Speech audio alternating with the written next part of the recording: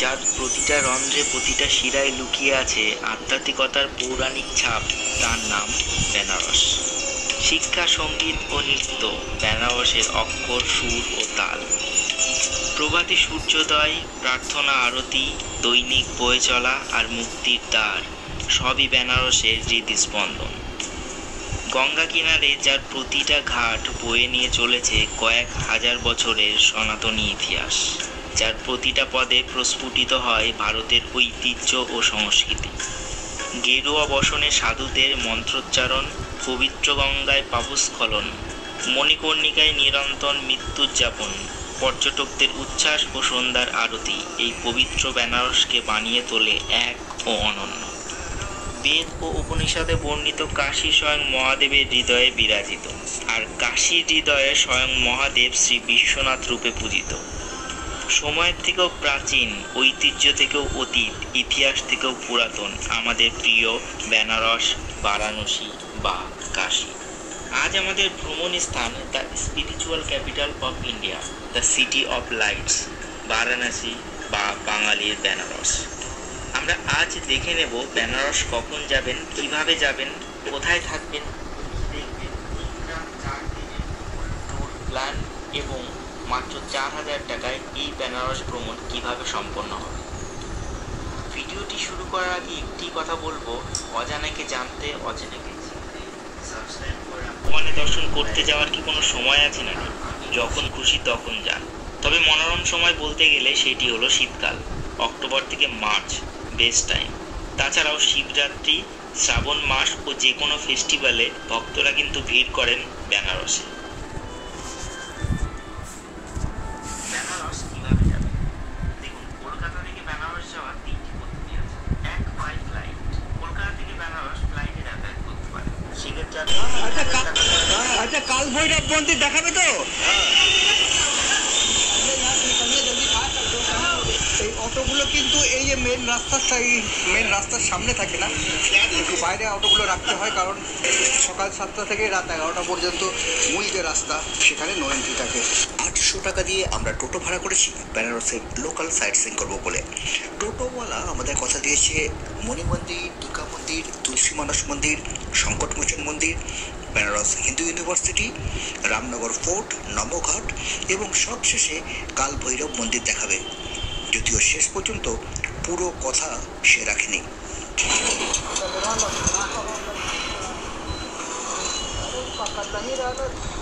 এখানে বিভিন্ন মন্দির বিভিন্ন সময়ে দিনের বেলায় বন্ধ হয়, আবার খোলে। তো কাল ভৈরবের যে মন্দির, ও কিতনা টাইম ক্লোজিং হতা है?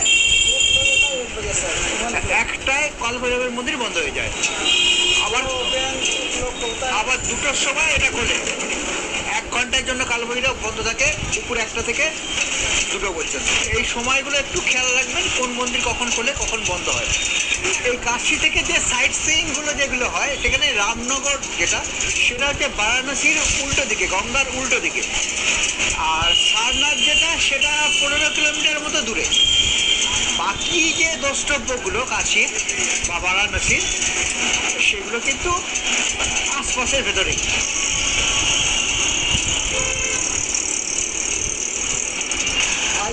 बनारस की सबसे फेवरेट और सबसे बेस्ट टेम्पल मरी टेम्पल। এসে গেছে আমাদের প্রথম গন্তব্য, মণি মন্দির।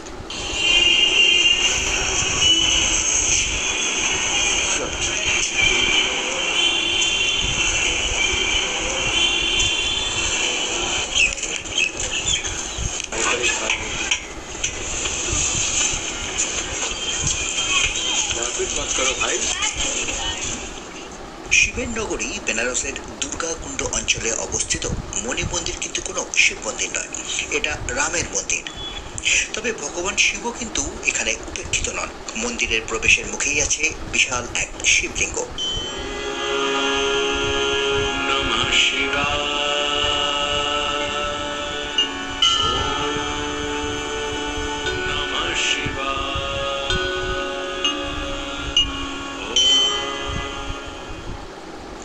আর তার সাথে দুই পাশে আছে আরো 151টা ছোট শিবলিঙ্গ।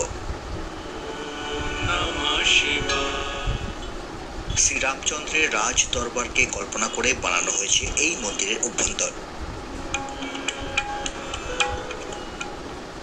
ভারতবর্ষের স্বাধীনতার 7 বছর আগে 1940 সালে এই মন্দির প্রথম তৈরি হয়। এখন আমরা যে মন্দির দেখছি সেটা কিন্তু পুরনো মন্দির সংস্কার করে নতুনভাবে বানানো হয়েছে।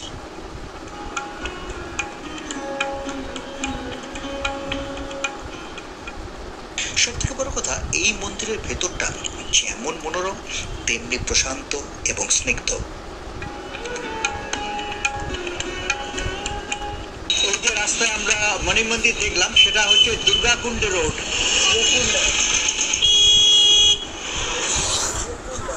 এটাই হচ্ছে দুর্গাকুণ্ড।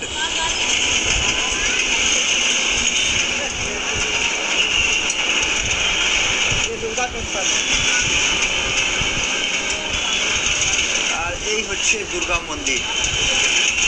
দুর্গা মন্দির এটা ফার্স্ট।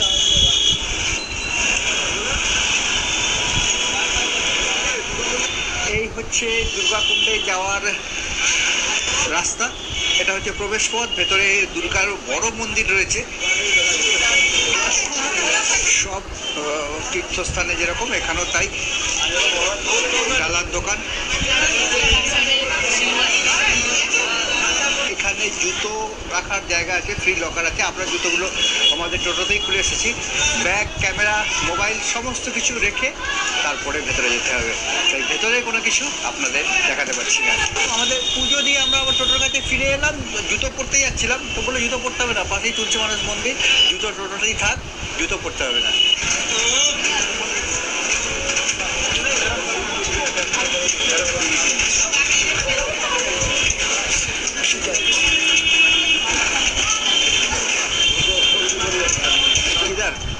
এই হচ্ছে তুলসী মানস মন্দির। তুলসীদাস এখানে রামচরিত মানস লিখেছিলেন বলা যাবে না, লেখা শেষ করেছিলেন। এটা হচ্ছে মন্দিরের প্রবেশের দ্বার।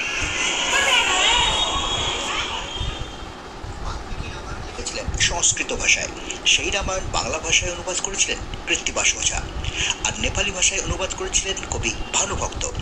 দার্জিলিংয়ের মেলে আপনারা কবি ভানুভক্তের স্ট্যাচু দেখেছেন। আর রামায়ণ হিন্দিতে প্রথম অনুবাদ করেছিলেন কবি তুলসীদাস।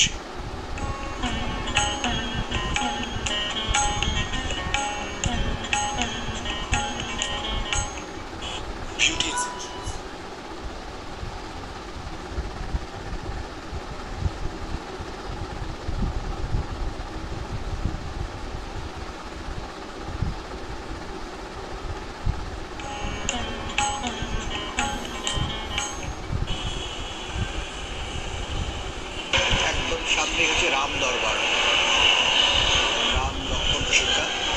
তুলসীদাসের পায়ের ছাপ সেটা এখানে সংরক্ষণ করে রাখা আছে।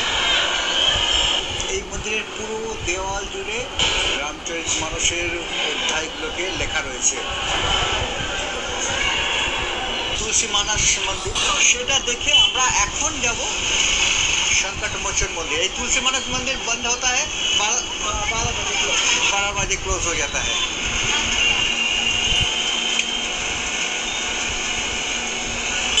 আমরা এসে গেছি সংকট মোচন মন্দির।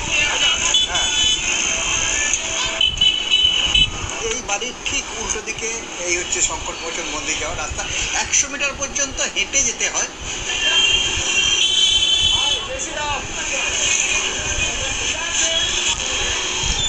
শ্রী সংকট মোচন মন্দির, এটা কিন্তু প্রাচীন মন্দির। এই যে এখানে লেখা আছে সংকট মোচন প্রাচীন মন্দির। প্রাচীন মন্দির ফোন ইত্যাদি সমস্ত জমা করতে হবে। সংকটমোচন মন্দির দেখে আমরা বেরিয়ে এলাম। এই মন্দির কিন্তু 12টা থেকে 3টে পর্যন্ত বন্ধ থাকে। বন্ধ থাকে মানে হনুমানজির যে মূর্তিটা আড়াল করা থাকে, পর্দা দিয়ে আড়াল করা থাকে। মন্দির খোলা থাকে, হনুমানজির যে চরণ সেটা বাইরে রাখা থাকে, পুজো সেখানেই দিতে হয়। এই সংকটমোচন মন্দির দেখে আমাদের যাওয়ার কথা বিএচইউ আবার 1টা থেকে 2টো পর্যন্ত বন্ধ থাকে। তো দেখা যাক আমাদের ড্রাইভার সে কি প্ল্যান করে।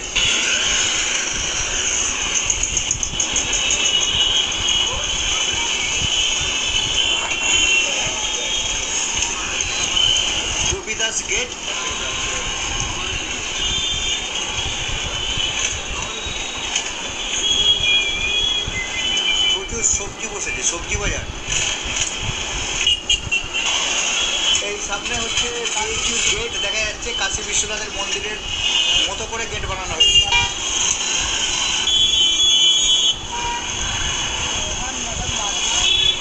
এই দেখুন পুরো ডি অক্ষরের মতো একটা এই পুরো ইউনিভার্সিটির লেআউট। এশিয়ার সব থেকে বড় আবাসিক বিশ্ববিদ্যালয় বা রেসিডেন্সিয়াল ইউনিভার্সিটি হলো এই বিএইচইউ বা বেনারস হিন্দু ইউনিভার্সিটি। প্রায় 40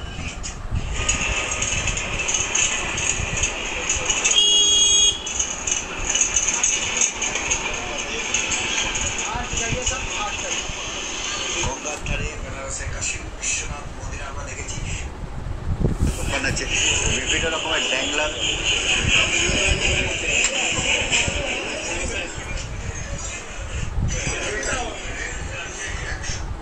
তৈরি করা কাশী। স্কন্দপুরাণের কাশীখণ্ডে এই ব্যাস কাশীর গল্প আছে। ব্যাসদেব কাশীতে থাকার সময় কোনো ভিক্ষা না পেয়ে রেগে কাশী থেকে গঙ্গার উল্টো পারে এই রামনগরে চলে আসেন। এপারে এসে তিনি ভেবেছিলেন শিবের কাশীর থেকেও ভালো একটা কাশী তিনি তৈরি করবেন। অন্য জায়গায় পাপ করে এসে শিবের কাশীতে মারা গেলে তাদের মুক্তি হয়, কিন্তু কাশীতে থাকার সময় কেউ যদি পাপ করে তাহলে কিন্তু তাদের মুক্তি হয় না।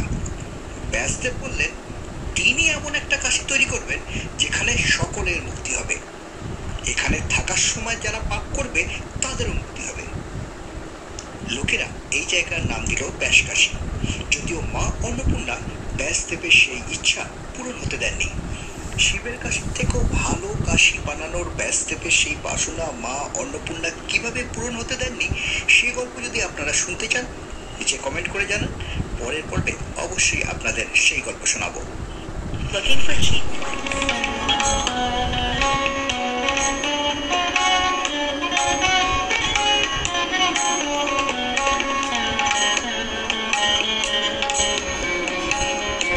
এই পাশে এই হচ্ছে নমঘাট,